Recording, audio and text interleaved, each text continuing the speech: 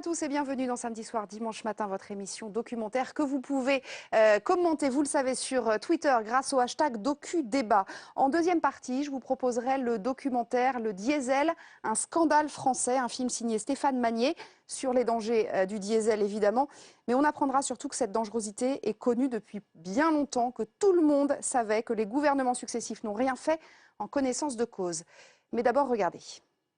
Le choc était venu quand j'ai opéré pour la première fois une fille née à l'hôpital, issue du viol, qui elle-même avait été violée à l'âge de 8 ans. Là, il y a quelque chose qui s'est passé. J'ai compris que, en fait, je commence à soigner les enfants nés issus du viol et que je ne veux pas me retrouver en train de soigner les petits-enfants. Il fallait une action. Et donc, parler au monde, il fallait que je sorte du bloc, que je sorte de l'hôpital pour rencontrer les gens. Alors cet homme, vous le connaissez peut-être, son nom vous dit peut-être vaguement quelque chose. Cet homme est un héros, un ange gardien pour des centaines de milliers de femmes. Le docteur Mukwege, cet homme qui répare les femmes, c'est comme ça qu'on l'a appelé. Il est congolais, il a changé le destin de ses patientes. C'est son portrait que vous brossez dans ce magnifique documentaire. Thierry Michel, bonjour. Bonjour. Merci beaucoup d'être venu nous voir sur Public Sénat. Avant toute chose, il faut préciser que votre film connaît un retentissement mondial. Vous avez déjà reçu de nombreux prix. Cette diffusion sur Public Sénat est la première diffusion sur la télévision française. Et puis on le verra dans sa version longue sortir sur les écrans de cinéma en France le 17 février. Il durera à peu près 2 heures, c'est ça le montage final. Voilà, donc ça c'est le documentaire qu'on va voir dans une seconde. Comment vous est venue l'idée de ce film? Vous aviez entendu parler de cet homme? Je sais que je fais des films sur la République démocratique du Congo depuis maintenant 25 ans. Donc nécessairement, à un moment donné, j'ai croisé cette guerre ignoble qui a duré quand même et qui continue encore aujourd'hui, depuis 20 ans.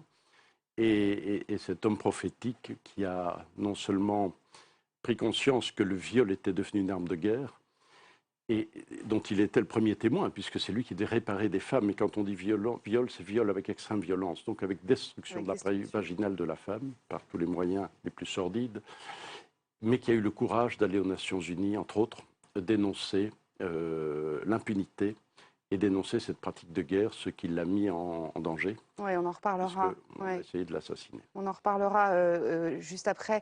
Ces femmes dont il s'agit dans votre documentaire sont donc des jeunes filles, mais aussi des enfants, des mères de famille, des vieilles dames, violées donc et totalement détruites par la guerre.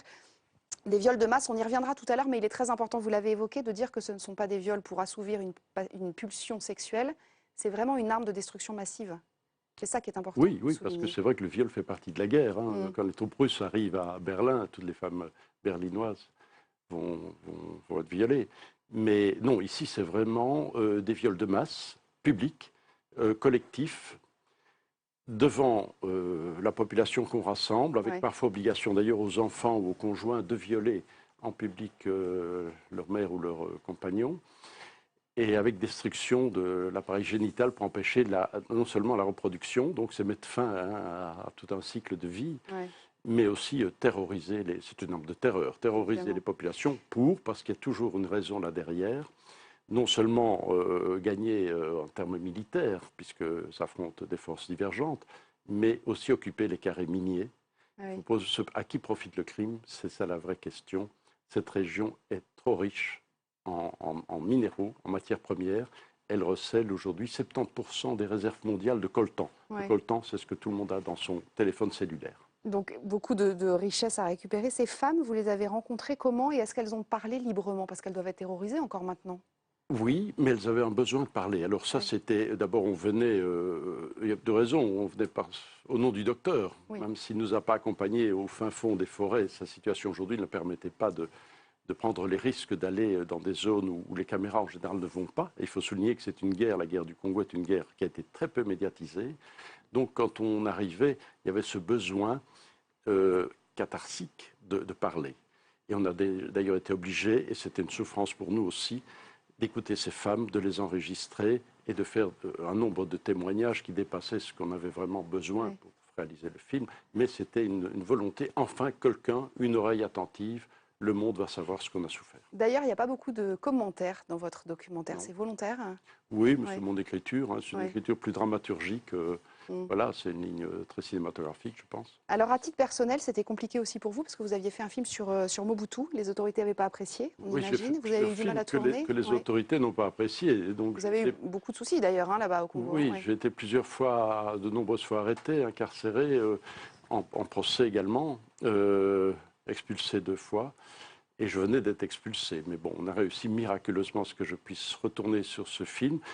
Donc il fallait être extrêmement habile pour passer à travers les mailles du filet pour aller récolter ces témoignages. Mais ce n'était pas là la question la plus dure. La plus dure, c'était, et je vous assure que c'est insupportable, c'est d'écouter ces témoignages et de découvrir jusqu'où va l'ignominie de l'homme. Oui. Et j'en suis sorti, je ne cache pas, à un moment donné, j'ai dû interrompre un peu le tournage, 24 heures. Oui. Et voilà, c'était... C'était trop difficile. Oui, on Trop voyait dur. des situations désespérées qui Oui. étaient... Mais cela dit, le film porte un autre message. Bien sûr, on verra tout à l'heure les images. Il y a des images qui sont très dures, mais c'est vrai que le film est plutôt porteur d'espoir pour le coup. Absolument. On en reparlera d'ailleurs dans le débat tout à l'heure. Simplement une dernière question, puisque ce film a été censuré là-bas au Congo, et puis finalement, le gouvernement a levé la censure il y a quelques semaines. Oui. Pour vous, ça a été une victoire Oui, bien sûr. Ouais. Oui, oui, oui. Je pense que l'ampleur qu'a pris le film, on a voulu étouffer cette parole des femmes, étouffer la parole du docteur, qui d'ailleurs n'était pas médiatisé au Congo, même quand il reçoit le prix Sakharov, ce prestigieux prix pour les droits de l'homme, ce n'est pas médiatisé au Congo. Donc, mais tout d'un coup, ce film a pris une telle ampleur, et nous allions avec le docteur le présenter au congressman américain à Washington et ensuite aux Nations Unies à New York, et 1 heure avant la projection à Washington, la censure a été levée. Je pense que là, les autorités congolaises ont senti qu'elles s'étaient piégées elles-mêmes en jouant la censure. Alors, on va le découvrir, votre film. On continuera notre discussion juste après avec vous, bien entendu, et avec mes autres invités. Ça s'appelle La colère d'Hippocrate. On y revient tout de suite.